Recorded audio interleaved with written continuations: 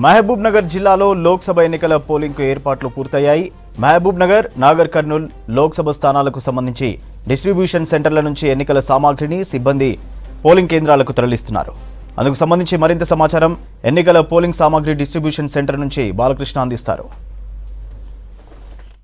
మహబూబ్ నగర్ జిల్లాలో లోక్సభ ఎన్నికల పోలింగ్ సంబంధించినటువంటి ఏర్పాట్లన్నీ పూర్తయ్యాయి. మహబూబ్ నగర్ జిల్లాలో 2 పార్లమెంటు నియోజకవర్గాలు ఉన్నాయి. అది మహబూబ్ నగర్, నాగర్ కర్నూల్.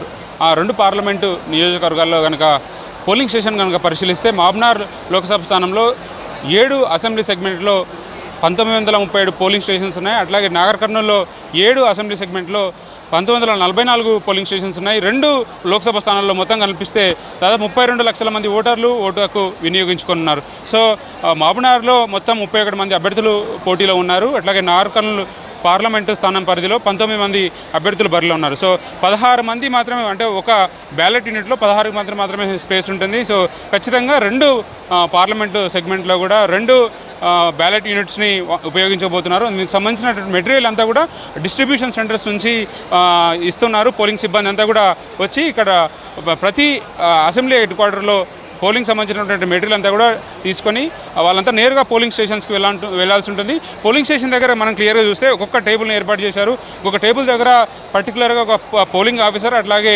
ఏపీఓ ఉంటారు, అసిస్టెంట్ ప్రిసైడింగ్ ఆఫీసర్, అట్లాగే ఓపీఓ ఉంటారు. సో మనం క్లియర్గా చూడొచ్చు, అటు ఒక కంట్రోల్ యూనిట్తో పాటు 2 బ్యాలెట్ యూనిట్స్ ఉంటాయి, 2 బ్యాలెట్ యూనిట్స్ ఉంటాయి. దీంతోపాటు కంట్రోల్ యూనిట్, అట్లాగే వీవీప్యాట్ ఉంటుంది. వీవీప్యాట్తో పాటు కంపార్ట్మెంట్ సంబంధించి ఓటు వేసేటటువంటి ఎవరైతే ఓటర్ ఉంటారో ఈ కంపార్ట్మెంట్లోనే వాళ్ళు సీక్రెట్గా ఓటు వేయాల్సి ఉంటుంది. సో ఎవరైతే ఓటర్స్ అవేర్నెస్ లేకపోతే వాళ్ళకి తెలియకపోయినా కూడా, అంటే స్పెసిఫిక్గా ఉన్నటువంటి అక్కడ ఎలక్షన్ సిబ్బంది ఎక్స్ప్లెయిన్ చేస్తూ ఏ విధంగా నమూనా ఉంటుంది అనేది మాత్రం ఎక్స్ప్లెయిన్ చేయొచ్చు. మహబూబ్ నగర్ లోక్సభ స్థానంలో మొత్తం 31 మంది అభ్యర్థులు ఉంటే చివరికి 31 మంది అభ్యర్థులతో పాటు చివరిలో ఇక్కడ 32 సీరియల్ నెంబర్ నోటా ఉంటుంది. సో 2 బ్యాలెట్ యూనిట్స్ ఉంటాయి, కంట్రోల్ యూనిట్ ఉంటుంది, వీవీప్యాట్ ఉంటుంది.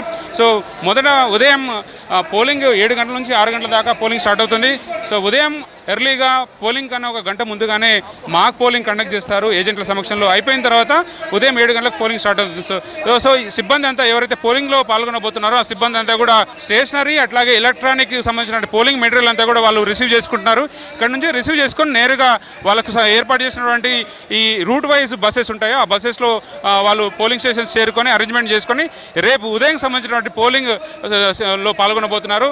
మొత్తం మహబూబ్ నగర్ జిల్లాలో మొత్తం 14 అసెంబ్లీ సెగ్మెంట్లలో 2 పార్లమెంటు నియోజకవర్గాల్లో కూడా సిబ్బంది అంతా కూడా ప్రతి అసెంబ్లీ కాన్స్టిట్యున్సీ హెడ్ క్వార్టర్లో పోలింగ్ మెటీరియల్ తీసుకొని వాళ్ళంతా నేరుగా వెళ్ళడానికి అధికారులంతా కూడా ఏర్పాటు చేయడం జరిగింది. ముఖ్యంగా ప్రతి మండలంలో కూడా 5 మోడల్ పోలింగ్ స్టేషన్స్ ఉండబోతున్నాయి. దీంతోపాటు మహిళల కోసం, అట్లాగే యూత్ కోసం, అట్లాగే పీడబ్ల్యూడీ పర్సన్స్ కోసం కూడా స్పెషల్గా పోలింగ్ స్టేషన్స్ ఏర్పాటు చేశారు. ఈసారి స్వీప్ ద్వారా స్పెషల్గా పోల్ పర్సంటేజ్ పెరగడానికి ఏర్పాటు చేయడం జరిగింది. గతంతో పోలిస్తే ఈసారి ఎక్కువ పోల్ పర్సంటేజ్ నమోదు చేయడానికి అధికారులు అంతా ఏర్పాటు చేశారు.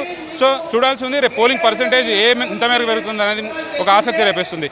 ఇది మహబూబ్ నగర్ జిల్లాలో డిస్ట్రిబ్యూషన్ సెంటర్ నుంచి అప్డేట్. కెమెరా పర్సన్ శ్రీనివాస కలిసి బాలకృష్ణ, V6 న్యూస్, మహబూబ్ నగర్.